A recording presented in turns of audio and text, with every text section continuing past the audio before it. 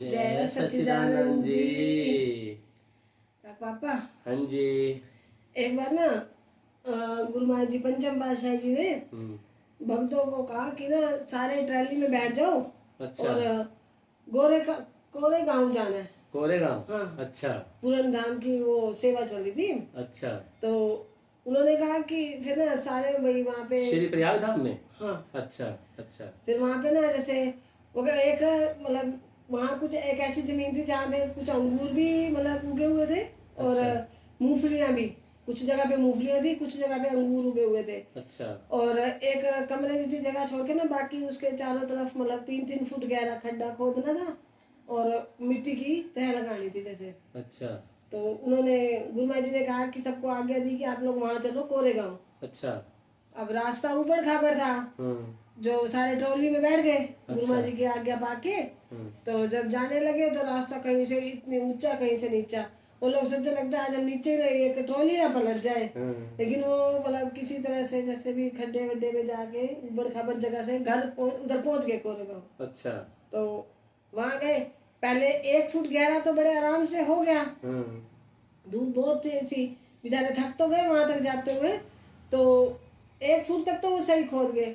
दोबारा खोदे, नीचे पत्थरों से चिंगारी निकले और मतलब थोड़ा सा भी नीचे नहीं हो पाया वो। 1 फुट तक ही हो तो चिंगारी एकदम निकलती होगी रगड़ बस से। वो 1 फुट तक ही हो पाया उनसे। अच्छा। फिर बेचारे बैठ गए। फिर आपस में बातें करने लगे कि गुरु महाराज जी कभी तो हनुमान की कहानी सुना देते हैं, कभी कृष्ण की बाल अवस्था की कहानी सुना देते हैं।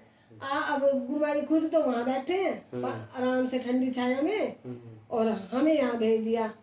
बस इतना अभी वो सोच ही रहे थे, इतने में गुरु महाराज जी के मन में उधर गुरु महाराज जी के मन में वैसे ही आ गई कि वो तो वैसे ही खुद ही करने में रहते हैं ना, उन्हीं की कृपा से ही तो सारे काम होते हैं।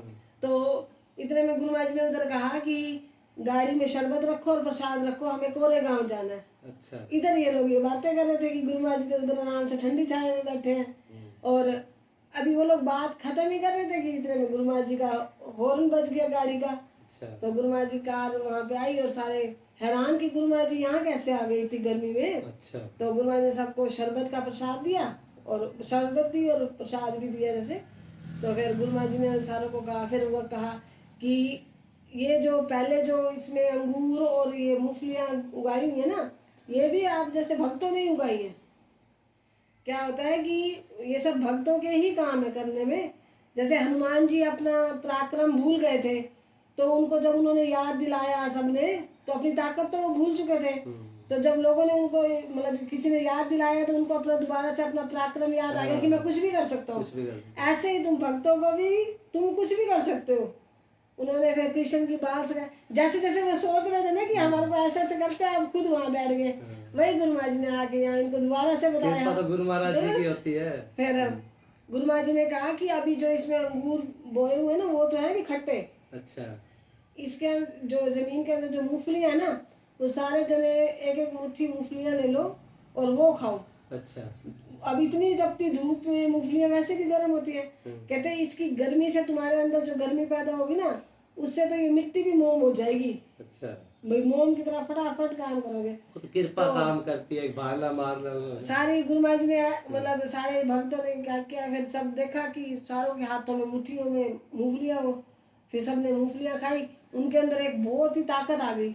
मतलब वो दृश्य देखने आए गुरु महाराज जी साथ ही बैठे थे और वो उनकी ताकत ही काम करती है। तो सब फिर गुरु महाराज जी ने जैसे सबने मूंगफलियां खा ली, सबके अंदर बहुत वो हुआ। तो ना फिर गुरु महाराज जी उनको ये सब कह के और चले गए। उन्होंने सेवा शुरू करी।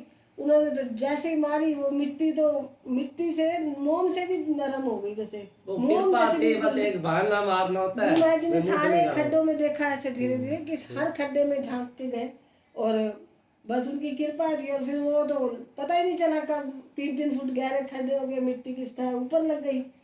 और अभी गुरु इन्होंने फिर मतलब जो काम शाम को 5 बजे के बाद होना था वो पहले ही हो गया। 3-4 बजे वो काम खत्म हुआ। फिर इन सब ने तैयारी शुरू कर दी, जयकारा लगाया। कहते भाई इतनी जल्दी काम हो गया, जिसकी उम्मीद भी नहीं थी। गुरु महाराज जी की कृपा थी जो फटाफट हो गया। फिर इतने में गुरु महाराज जी दोबारा आ गए। अच्छा। वो भक्त सारे तैयारी कर रहे थे। अच्छा।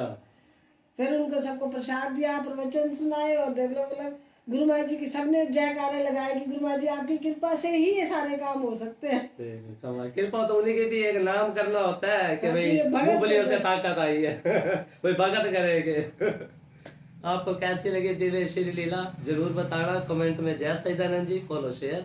जय जय सच्चिदानंद सच्चिदानंद जी। जी।